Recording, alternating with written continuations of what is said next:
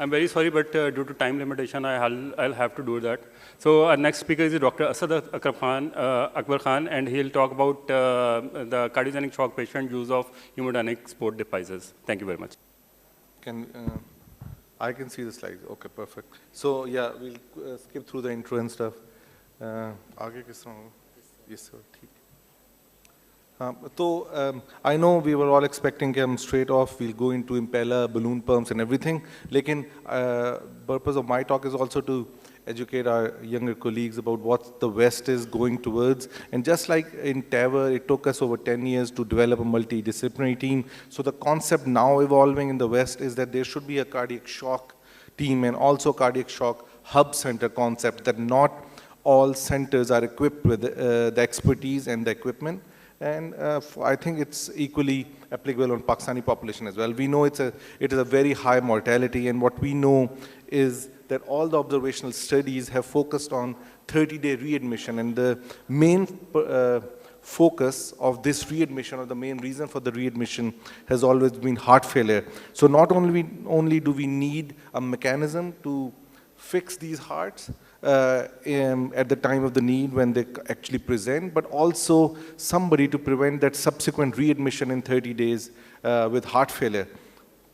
So what they've advised is that there should be a critical care guy, an interventional cardiology guy, obviously, a heart failure cardiologist, a neurologist, because most of these cases, especially when they have arrested outside the hospital, we need an assessment of their brain function within 48 hours of stabilizing them. And then we need to have a palliative care expert who deals with these guys regularly and who can give an outcome or to the family and also to the treating physicians as to what are we looking at, and then ably supported by all the support staff. So cardiogenic shock team concept includes an ICU, a cardiac cath lab, cardiac surgery unit, advanced heart failure, and obviously all these predicaments cannot be available in every center, even for US. So what they have recommended is that you need a cardiac shock hub center, and either it's usually a tertiary care center or a high volume cardiovascular center with a 24/7 critical care unit, medical techs, in-house cardiologists, consultants, pharmacists, and then neurologists as well.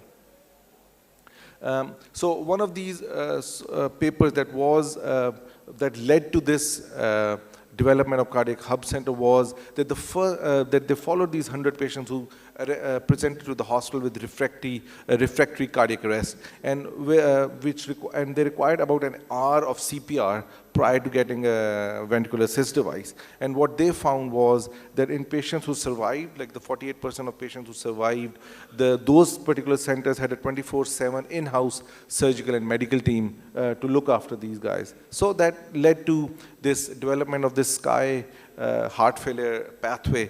And what you see at the top is nothing that we did not know of. That obviously you resuscitate the patients, you give them inotropes. Once they have got a bit of blood pressure, you move them towards mechanical ventilation. And then depending on what the etiology is, usually it's an MI, you go for reperfusion therapy or fibrinolysis, depending on the suitability and availability of expertise. And depending on how they behave after that, you either go for palliation or you go towards recovery mode. And once these patients are recovering, or at least they give you some hope, those are the time when you can consider balloon pump, VAD, ECMO, and then we're going to look at what these, I know transplant is not available in Pakistan, but in the West, we're talking about long duration VADs, and then there are destination VAD therapies, where VAD means ventricular assist devices, which can stay in the heart for long term and help these patients recover. Okay, we're going to go next. So these are the types of available devices. We have the right ventricular support devices and the LV support devices. We're going to look at the ones which are more relevant to our system. And so before that, what we see is that most recently they have published this meta-analysis, and they found that patients who presented to the hospital with cardiogenic shock, 55% of them were because of an acute MI, and the rest of the 45% were because of acute or chronic cardiogenic heart failure or cardiogenic shock. And what they found was that the patient who had an acute MI at the time of cardiogenic shock had a better mortality as compared to the ones who had an acute and chronic heart failure. And then they saw that the balloon pump use is going down and impeller use is going up. This is how the balloon pump looks like. We're going to skip that.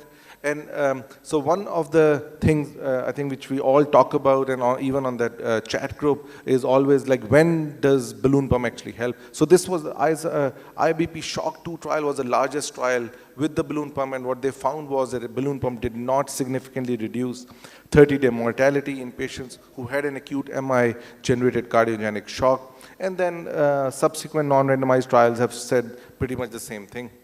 We're going to skip this. This just shows how to put it in.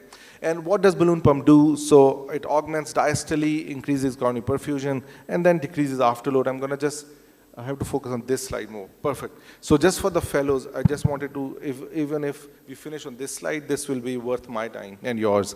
So what you see here, B, if I can have the pointer working. No. So if you look at the B, that's your end diastolic pressure, which is non-augmented. So end diastolic pressure, if it's high, that means your your aortic valve is going to open later. Opening later means delayed diastole. Delayed diastole means reduced coronary flow time, because you get coronary flow in your diastole. So non-augmented diastolic pressure usually in cardiogenic shock is higher. And then if you're looking for a higher systolic pressure, which is C, that means increased afterload, right? That's against what the ventricle has to work on. So what balloon pump does is, if you look at D, that's the augmented diastolic pressure. Normally we look for at least 20 millimeters above your diastolic non-assisted pressure. So it increases your diastolic pressure in the ventricle, which means you're getting better coronary perfusion. And what you also see, and what we never focus on, is that your assisted the systole has a lower pressure, which is F. Okay, So assisted systole is less than C. So your assisted systolic pressure is less than your unassisted systolic pressure. That means your ventricle has to work less and decreases your afterload. And your assisted end diastole has a lower pressure again, which means your left ventricle loading has slightly improved. So what are the indications? We do it in high-risk PCI cardiogenic shock. Obviously, the data is very mute. These are the complications, bleeding and stuff. And what does the meta-analysis show us? If we compare a balloon pump with the other VADs, and what it shows is there's no difference in long or short term, whether you use an impeller, a tandem heart, or a balloon pump. Again, ECMO has a different set of data with it, and we're going to talk about it if we get to it. So one trial which I just wanted everybody to see was that it's not all doom and gloom for balloon pump. What we have from this meta-analysis is that patients in which a balloon pump was inserted within the first hour of cardiogenic shock, they actually showed an improved mortality. So that's probably the only data which shows improved mortality with balloon pump versus everything else, which is pretty neutral. So what that means, you minimize the gap between the shock diagnosis and putting the balloon pump in. And if there is an opportunity to send the patient to a proper tertiary care center, you're going to send them in. The reason being, cardiogenic shock is not just the heart. It involves your renal functions, your neurology, and general progression as well. These are the latest guidelines which recommend a class 2A for balloon pump. We're not going to go through that because there's not much time. So the two most recent trials, IMPRESS and severe shock, they concluded the routine assessment with peripheral MCS. MCS is mechanical circulatory support, was not associated with the reduced 30-day mortality. And then the culprit shock, which has come out even more recently, and it shows that you only do the culprit-only vessel. The only disadvantage of doing all the vessels at the time is that you increase the chance of AKI without actually increasing decreasing mortality.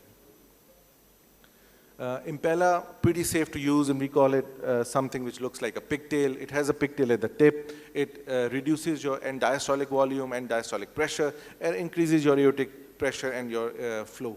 How does it work?